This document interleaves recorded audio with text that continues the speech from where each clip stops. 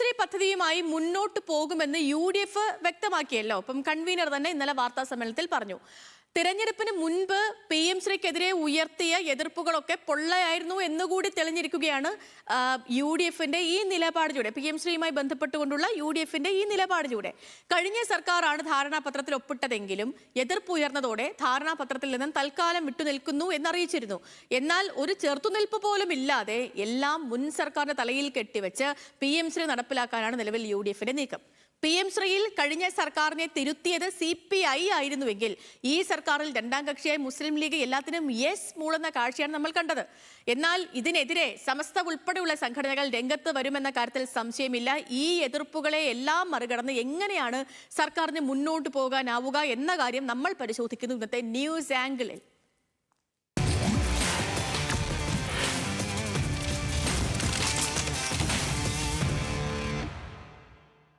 വിശകലനങ്ങളുമായി എനിക്കിപ്പം തത്സമയം പ്രസാദ് ഉടുമ്പശ്ശേരി കോഴിക്കോട് നിന്ന് ചേരുന്നുണ്ട്. Prasad, good morning.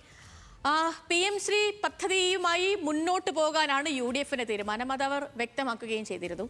കഴിഞ്ഞ ഇടതു സർക്കാരിന്റെ കാലത്ത് PM ശ്രീ പദ്ധതിയിൽ ആ സർക്കാർ ഒപ്പിട്ടപ്പോൾ പ്രതിപക്ഷത്തിരുന്ന UDF പറഞ്ഞത് ഇക്കാര്യങ്ങളൊന്നും ആയിരുന്നില്ല. ഭരണത്തിലേക്ക് എത്തിയ UDF PM ശ്രീ പദ്ധതിയുടെ പാപഭാരം കഴിഞ്ഞ സർക്കാരിന് മേൽ കെട്ടിവെച്ച് മുന്നോട്ട് പോവുകയാണ്. ഈ മുഖ്യമന്ത്രി VD സതീശൻ PM ശ്രീ പദ്ധതിയിൽ കഴിഞ്ഞ സർക്കാർ MOU ഒപ്പിട്ട സമയത്ത് പറഞ്ഞത് ഇങ്ങനെയായിരുന്നില്ല. കുഞ്ഞാലിക്കുട്ടിയുടെ വാക്കുകൾ ഇങ്ങനെയായിരുന്നില്ല. KM ഷാജിയുടെ വാക്കുകൾ ഇങ്ങനെയായിരുന്നില്ല.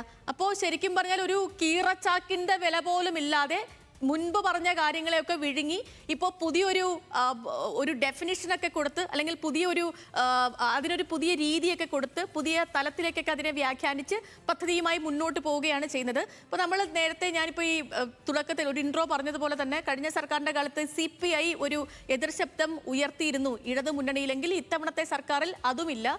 ഒരൊറ്റ യെസ് മൂളലിൽ മുന്നോട്ട് പോവുകയാണ്. ഇതിൽ ലീഗിനെ സംബന്ധിച്ചിടത്തോളം പ്രസാദ്, ലീഗിന് വലിയ ആശങ്കയുണ്ട്. പ്രത്യേകിച്ച് സംഘടനകൾക്കിടയിൽ പോലും ആശങ്കകളുണ്ട്. ഈ കേന്ദ്ര ഫണ്ട് എന്നൊരൊറ്റ കാര്യം പറഞ്ഞ് ഇതിനെ പ്രതിരോധിക്കാനാണ് ലീഗിന്റെ ശ്രമം. പക്ഷെ അതുകൊണ്ട് സാധ്യമാകുമോ? എല്ലാവരെയും ഒപ്പം നിർത്താൻ കഴിയുമോ? എല്ലാവരെയും വിശ്വാസത്തിലെടുക്കാൻ ലീഗിന് കഴിയുമോ എന്നുള്ളതും ഒരു ചോദ്യമാണ്. അപ്പൊ നിലവിലെ PM ശ്രീയുമായിട്ട് മുന്നോട്ട് പോകാനുള്ള UDFന്റെ തീരുമാനം അത് എങ്ങനെയായിരിക്കും മുന്നണിയെ ആകെ ബാധിക്കുക? Good morning Sethu.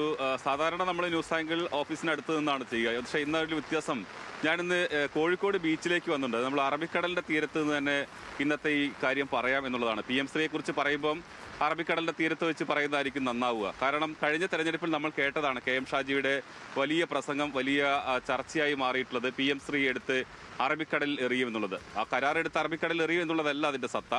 UDF വന്നാൽ PM ശ്രീ ഒരു കാരണവശാലും നടപ്പിലാക്കില്ല എന്നുള്ളതായിരുന്നു. പക്ഷേ നേരത്തെ സേതു അതിൻ്റെ തുടക്കത്തിൽ പറഞ്ഞതുപോലെ ഒരു തരത്തിലുള്ള ചെറുത്തുനിൽപ്പും ഇല്ലാതെയാണ്, അതായത് PM ശ്രീ നടപ്പിലാക്കില്ല എന്നത് UDFന്റെ നയമാണെങ്കിൽ ആ നയത്തിനനുസരിച്ചുള്ള ഒരു തരത്തിലുള്ള ചെറുത്തുനിൽപ്പും ഇല്ലാതെയാണ് UDF അത് അംഗീകരിക്കുകയും മുന്നോട്ട് പോകുകയും ചെയ്യും എന്നത് ഇന്നലെ വ്യക്തമാക്കിയിട്ടുള്ളത്. കഴിഞ്ഞ സർക്കാരിൻ്റെ കാലത്ത് അത് ഒപ്പിട്ടെങ്കിലും CPI വലിയ തോതിലുള്ള എതിർപ്പ് ഉന്നയിക്കുകയും പിന്നീട് തൽക്കാലം മരവിപ്പിച്ച് നിർത്തുന്നു, ഞങ്ങൾ അതിനകത്തില്ല എന്ന് സർക്കാർ നിലപാടെടുക്കുകയും ചെയ്തു. ആ നിലപാട് പോലും കേന്ദ്രത്തെ അറിയിക്കാനുള്ള ധൈര്യം ഈ UDF കാണിക്കുന്നില്ല എന്നുള്ളൊരു ആരോപണമാണ് ഇതിനെ എതിർക്കുന്ന ആളുകൾ പറയുന്നത്. എന്തുകൊണ്ട് കേന്ദ്രത്തിനോട് ഞങ്ങളുടെ നിലപാട് ഇത് PM ശ്രീക്ക് അനുകൂലമല്ല, കഴിഞ്ഞ സർക്കാർ ഇത് തൽക്കാലത്ത് നിന്ന് മാറി നിൽക്കുന്നു എന്നുള്ളതാണ് അറിയിച്ചിട്ടുള്ളത്. അതുകൊണ്ട് തന്നെ ആ നിലപാട് തന്നെയാണ് ഞങ്ങൾക്കും ഉള്ളത് എന്ന് പറയാൻ പോലുമുള്ള ധൈര്യം എന്തുകൊണ്ട് UDFനില്ല എന്ന് ചോദിക്കുന്നു. നേരത്തെ ഇത് ഇത്തരത്തിൽ കഴിഞ്ഞ ദിവസമാണ് ജബി മേത്തർ രാജ്യസഭയിൽ അവർക്ക് മറുപടി ലഭിച്ചിട്ടുള്ളത്. നിലവിൽ ധാരണാപത്രം ഒപ്പിട്ടിട്ടുണ്ടെങ്കിൽ പോലും അങ്ങനെ ഒരു കരാർ നടപ്പിലായിട്ടില്ല എന്നും ഒരു സ്കൂൾ പോലും കേരളത്തിൽ PM ശ്രീയുടെ ഭാഗമായി സംസ്ഥാന സിലബസ് പഠിക്കുന്ന PM ശ്രീയുടെ ഭാഗമായി വന്നിട്ടില്ല, ഒരു രൂപ പോലും ഫണ്ട് വന്നിട്ടില്ല എന്നൊക്കെ വളരെ വ്യക്തമാക്കിയിട്ടുള്ളത്. അപ്പോൾ സർക്കാരിനെ സംബന്ധിച്ചിടത്തോളം ഇത് ഇനി ജനങ്ങളെ ബോധ്യപ്പെടുത്തുക എന്നുള്ളത് വലിയ ബുദ്ധിമുട്ടാണ്. അതാണ് നേരത്തെ പറഞ്ഞതുപോലെ ഏതെങ്കിലും തരത്തിലുള്ള എതിർപ്പോ ഏതെങ്കിലും തരത്തിലുള്ള ഒരു ചെറുത്തുനിൽപ്പോ UDFന്റെ ഭാഗത്ത് നിന്ന് ഉണ്ടായിട്ടില്ല എന്നുള്ളതാണ്. ഇതിൽ ഏറ്റവും കൂടുതൽ പ്രതിസന്ധിയിലാകുന്നത് മുസ്ലിം ലീഗ് തന്നെയാണ്. കാരണം മുസ്ലിം ലീഗാണ് ഏറ്റവും കൂടുതൽ ഇതിനെ എതിർക്കുകയൊക്കെ ചെയ്തിരുന്നത്. കഴിഞ്ഞ സർക്കാർ ഇപ്പം UDFനെ സംബന്ധിച്ചിടത്തോളം ആണെങ്കിൽ കോൺഗ്രസ് ഭരിക്കുന്ന സംസ്ഥാനത്തൊക്കെ ഇത് നടപ്പിലാക്കുന്നുണ്ട്. അപ്പോൾ അവർക്ക് അങ്ങനെ ദേശീയ തലത്തിൽ അതിനോട് അങ്ങനെ ഒരു എതിർപ്പില്ല എന്നുള്ളതാണ് നമ്മൾ മനസ്സിലാക്കേണ്ടത്. പക്ഷേ മുസ്ലിം ലീഗ് അങ്ങനെ ആയിരുന്നില്ല. യൂത്ത് ലീഗ് ആണെങ്കിലും MSF ആണെങ്കിലും മുസ്ലിം ലീഗ് ആണെങ്കിലും ഒക്കെ ഏറ്റവും ശക്തമായ എതിർപ്പ് ഉന്നയിച്ചത് ഇതിനെതിരെയാണ്.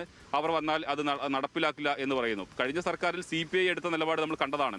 അതിശക്തമായ നിലപാട് CPI എടുത്തു. അവസാനം ആ സർക്കാരിന് അതിൽ നിന്ന് പിന്നോട്ട് പോകേണ്ട സാഹചര്യമുണ്ടായി. ഇവിടെ അത്തരം ഒരു വിയോജിപ്പ് പോലും ഞങ്ങൾ ഇതിനോട് യോജിക്കുന്നില്ല എന്ന് UDF-ന്റെ യോഗത്തിന്റെ ഉള്ളിൽ പോലും പറയാൻ മുസ്ലിം ലീഗിന് ധൈര്യം വന്നില്ല, അല്ലെങ്കിൽ അത് പറയുന്നില്ല എന്നുള്ളതാണ് നമ്മളിതിൽ കാണേണ്ടത്. സ്വാഭാവികമായും വലിയ എതിർപ്പുകൾ ഇതിനകത്ത് ഉണ്ടാകാനുള്ള സാധ്യതയുണ്ട്. പ്രത്യേകിച്ച് സമസ്ത പോലെയുള്ള സമുദായ സംഘടനകൾ ഇതിനെതിരെ ശക്തമായ നിലപാട് സ്വീകരിക്കാൻ തന്നെയാണ് സാധ്യത.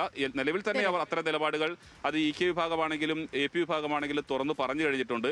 ലീഗിനകത്തും ഇത് പരസ്യമായി പറയുന്നില്ല എങ്കിൽ പോലും ലീഗിനകത്തും വലിയ വിയോജിപ്പുകൾ തന്നെയാണ് ഉള്ളത്. സേതു.